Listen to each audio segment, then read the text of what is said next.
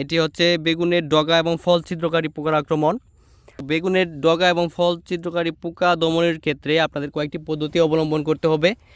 যদি ডগার দিকে ছিদ্র থাকে, সেই ডগার নিচের অংশটুকু কেটে জমি থেকে ডগাসহ পোকা কীরা আলাদা করে ফেলতে হবে। ফেরোমন ট্র্যাপ পাওয়া যায়, ফেরোমন ট্র্যাপ। সেই ফেরোমন ট্র্যাপ যদি আপনারা 15-20 ফুট অন্তর অন্তর আপনারা লাগিয়ে রাখেন, সেই ক্ষেত্রে কিন্তু আপনাদের দেখা যাবে যে এরকম বেগুনের যে ফল ছিদ্রকারী পোকা আছে সেটা দমন হবে। যদি দেখেন যে এভাবেও পোকার আক্রমণ কমানো যাচ্ছে না, সেক্ষেত্রে কিন্তু অবশ্যই আপনাদের কীটনাশক ব্যবহার করার প্রয়োজন হয়ে থাকে। এই যে আমরা যদি বেগুনের ডগা ছিদ্রকারী ফলটি যদি আপনারা হাতে নেই, তা হাতে নিলে দেখতে পাবেন যে ডগা ছিদ্রকারী যে পোকা কীরা সেটি কিন্তু ভিতরে এরকমভাবে ভিতরের যে কচি ফল সেটি কুড়ে কুড়ে খায় এবং ভিতরে মলত্যাগ করার পর ফলটি পচন হয়ে যায়, ধীরে ধীরে সম্পূর্ণ ফলটি পচে যায়।